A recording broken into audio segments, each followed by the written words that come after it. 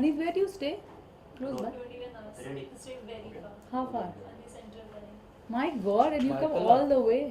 Baikla is one of the Central line. हाँ Ready? Yeah, ready? Okay. later. Needs. RJ sir, ready? Sorry मैं बैठ जाता हूँ पहले इंसान की तरह ठीक है?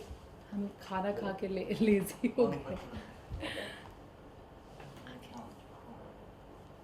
Thank you Indonesian Rose. Okay, sir सबसे पहले congratulation Thank and you. Ma'am congratulation Thank you. कि आपको नेशनल अवार्ड मिला है Thank एंड क्या कहना चाहेंगे, क्या फील कर रहे हैं इस टाइम? बताइए वेल बहुत अच्छी फीलिंग है. एक अलग सा एक्नॉलेजमेंट है, इनकरेजमेंट है, और एक ऐसी भाषा की फ़िल्म के लिए जो बहुत लोगों ने इस भाषा को सुना भी नहीं है. तो हमारे रीजन से आती है. बिहार की 5 भाषाएं हैं: भोजपुरी, मैथिली, मगही, अंगिका, वाजिका, और उसमें से ये मैथिली है जिसकी हिस्ट्री और कल्चर बहुत ही रिच रही है. तो बहुत खुशी है कि आज ये एक्नॉलेजमेंट मिला है, और आगे भी we will try and stand by our roots so that हम लोग और भी फिल्में बना सकें. एंड सर आप क्या कहना चाहेंगे? काफ़ी जिम्मेदारी भी बढ़ गई है इस अवार्ड के साथ, क्योंकि आइडिया ये है कि अब ज़्यादा से ज़्यादा हम फिल्में अपनी भाषा में और उस जगह पे जाके बनाएं ताकि लोकल लोगों को भी काम मिल सके. क्योंकि सिनेमा से क्या होता है कि धीरे धीरे एक इंडस्ट्री खड़ी हो जाए. जैसे मुंबई के अंदर भी लाखों लाखों लोग हैं ऐसे जिनको फिल्म की वजह से काम मिला हुआ है. तो कोशिश है कि और भी जाएं वहाँ और काम करें. एंड किस तरीके की फिल्म है ये, जानना चाहूँगा कि क्या स्टोरी है इसकी? ये फिक्शन है, बेसिकली प्योर फिक्शन है. और बंदा है जो कि कनाडा में रहता है और बहुत सालों बाद अपने गांव आया किसी काम से, और तब गांव की हालत देखता है और फिर फैमिली का कुछ उसको पता चलता है कि उसके दादाजी काम करते थे, उनकी कंपनी बंद हो गई थी 30-35 साल पहले. तो वो कैसे फिर उसको शुरू करता है, कहानी उसके बारे में है. एंड आपने प्रोड्यूस भी करी है, एक्टर टर्न प्रोड्यूसर, सो क्या अलग एक्सपीरियंस रहा? मैंने एक्ट नहीं किया है इस फिल्म में, सिर्फ प्रोड्यूस किया है. और एक्सपीरियंस ये रहा है कि जब एक सर्टेन बजट में एक बहुत ही रिच कल्चर की अमेजिंग स्टोरी को प्रोड्यूस करना होता है, तो कोशिश रहती है कि वो वैसा दिखे और उसको अच्छी तरह से उससे नेटवर्क हो सके, लोग जान सके उसे. तो बहुत सारे रिस्क फैक्टर्स रहे हैं, बहुत सारी प्रॉब्लम्स भी रही है. बट आई थिंक कि फाइनली जब हमें पता होता है कि कंटेंट अच्छा है तो हम 100% अपना लगाते हैं और बेस्ट वे में उसको लेकर आने की कोशिश करते हैं. वही की है. क्या क्या डिटेलिंग करनी पड़ी आपको? डिटेलिंग तो राइटर बताएंगे. डिटेलिंग कल्चरली काफ़ी काम करना पड़ा, क्योंकि मिथिला का जो कल्चर है वो काफ़ी रिच है और बहुत सारी चीज़ें होती हैं वहाँ पे. मतलब वहाँ पे जैसे पान है या मखाना है या उनके पोखर हैं या उनकी मिथिला पेंटिंग्स हैं वहाँ पे, उनके कॉस्ट्यूम्स हैं, ये सब हमने यूज़ किया है. जैसे अब जो फीमेल उसमें जो प्रोटैगनिस्ट हैं, शी इज़ अ पेंटर. तो आपने मधुबनी पेंटिंग का नाम सुना होगा या उसको मिथिला पेंटिंग भी कहते हैं. तो वो उसकी पेंटर है, तो वो पेंटिंग दिखानी थी हमें. तो वो सब पेंटिंग बनवाया हम लोगों ने. जैसे भारती दयाल एक बहुत बड़ी पेंटर है, उनसे मैंने कुछ पेंटिंग्स ली. फिर एक्टर्स को थोड़ा सा सिखाया गया कि भाई ऐसे करना, ये करना. उसके बाद फिर उनका एक अपना एक अटायर है जो मैंने अभी नेशनल अवार्ड में पहना भी था, तो उसके ऊपर काम हुआ कि वो किस तरह से पहना जाता है. तो इस तरह की डिटेलिंग तो काफ़ी की स्क्रिप्ट के अंदर हम लोगों ने. एंड इसका फिल्म का जो टाइटल है मिथिला मखान, हाँ, तो इसका क्या मतलब है? इसका थोड़ा मतलब जानना मिथिला चाहूँगा। जगह का नाम है. मिथिला जो आपको पता है मिथिलांचल या मिथिला कहते हैं, सीता जी वहाँ की थी. तो और मैथिली जो है वो सीता जी का एक दूसरा नाम भी है. और मखाना जो आपने कभी खाया होगा, सफ़ेद रंग का होता है छोटा सा, तो लोकल लोग उसको मखान बोलते हैं. तो मिथिला मखान एक्चुअली फिल्म के अंदर वो जो हीरो जो कंपनी शुरू करता है उसका नाम है मिथिला मखान प्राइवेट लिमिटेड, जो कि उसके दादाजी की कंपनी थी पहले जो बंद हो गई थी. तो मिथिला मखान प्राइवेट लिमिटेड से हमने प्राइवेट लिमिटेड हटा दिया, सिर्फ मिथिला मखान रहने दिया. यानी तो आपसे जानना चाहेंगे कितना मिस किया आपने एक्टिंग को, कि यार प्रोड्यूसर ने एक्टिंग करना चाहिए, ऐसा कुछ सोचा, कुछ मिस किया आपने? इस फिल्म में तो बिल्कुल भी नहीं किया, क्योंकि ऑथेंटिकली मुझे इस फिल्म में नहीं होना चाहिए था. क्योंकि जिस भाषा की ये फिल्म है वो मेरी मातृभाषा नहीं है. मेरी मातृभाषा भोजपुरी है. और इस फिल्म में तो जो कास्ट है वही होना चाहिए था. सो जो लोग ऑथेंटिकली बोल सके. बोल सके. जैसे मैं तो मैथिली नहीं बोल सकती हूँ, लेकिन as far as general acting is concern, मैं थिएटर करती रही हूँ और इससे ज़्यादा सेटिस्फैक्शन की बात नहीं हो सकती कि स्टेज पे मैं 2 घंटे लाइव एक्ट करती हूँ, और वो करती रही हूँ। और अगली फिल्म में मौका मिल रहा है मुझे हिंदी फिल्म करने का, तो उसमें एक्ट करूँगी। नहीं तो इसमें आपको लगा कि कुछ एक गेस्ट अपीयरेंस करना चाहिए, कैमियो करना चाहिए, छोटा सा कुछ भी? जब कंटेंट बहुत स्ट्रांग हो ना तो इन सब की सहायता लेने की ज़रूरत नहीं होती। सो कभी कभी जब आइटम सॉन्ग इसलिए होता है क्योंकि उसकी ज़रूरत होती है या तो, और या पब्लिसिटी के लिए होती है, इसमें दोनों की ज़रूरत नहीं थी। एंड क्या फिल्म की स्टोरी सुन के या कॉन्सेप्ट सुन के क्या आपको लगा कि हाँ यार ये फिल्म अब तो करनी है? हाँ तो किया ना, इसलिए तो नहीं प्रोड्यूस किया। क्या मतलब ऐसा क्या सोचा मतलब आपने? क्योंकि कंटेंट ही इतनी इम्पोर्टेंट थी, स्ट्रॉन्ग थी, ऊपर से हमारे रूट्स से आती है, और इस भाषा से विद्यापति समारोह आपने सुना होगा, विद्यापति जी का एक बहुत ही बड़ा नाम है इस कल्चर से। तो बहुत सारी चीज़ें हैं, और हमने इसके पहले एक फिल्म बनाई थी देसवा, जो it went to 16 international film festivals, Bhojpuri film. एक शायद मात्र फिल्म होगी जो बच्चे से लेकर eldest family member can watch together in Bhojpuri. तो रूट्स से रहने की आदत रही है, मैंने स्पोर्ट्स में भी हमेशा बिहार को ही रिप्रेजेंट किया है, तो इसलिए इस तरह की जब स्टोरीज आती हैं तो तुम्हें लगता है कि you have to be a part of it.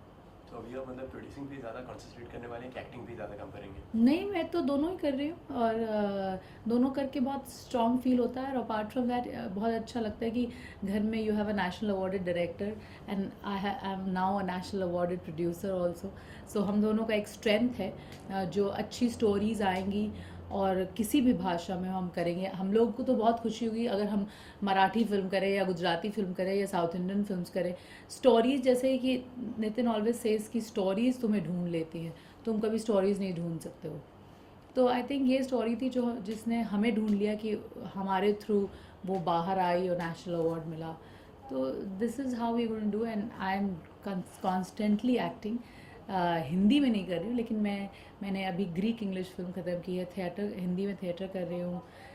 Tamil film किया है डबल रोल में, सो इंग्लिश में किया है। So I am doing lot of things. 2 Hindi ready है रिलीज़ के लिए, so whenever it release. Nitin कब फिल्म रिलीज हो रही है, कब आ रही है, इसके बारे में थोड़ा बताइए। कोशिश है सितंबर अक्टूबर की हमारी, मानसून के बाद।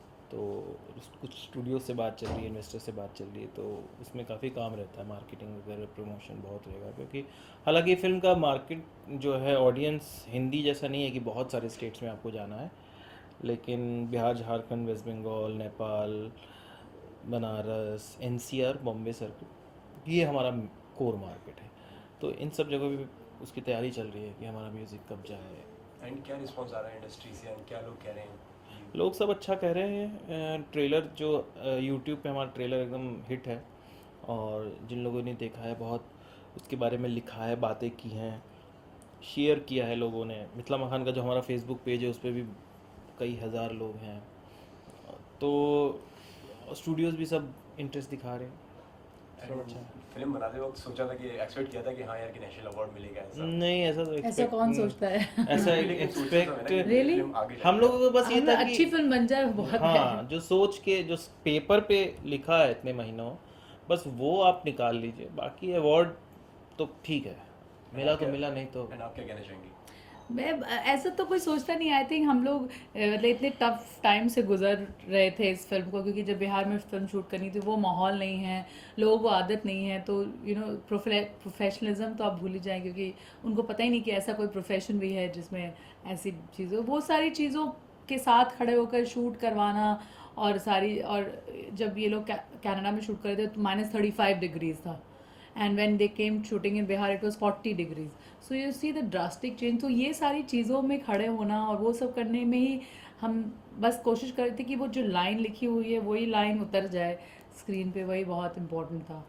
तो ये इस पे ध्यान रहता है, और बहुत मतलब यू नो इससे ज़्यादा खुशी की बात नहीं हो सकती कि इससे इतनी तवज्जो मिली है, और इसको देखकर और सारे लोग भी आके फिल्में बनाते रहेंगे। एंड कितनी मुश्किल है आपके लिए जर्नी फिल्म की?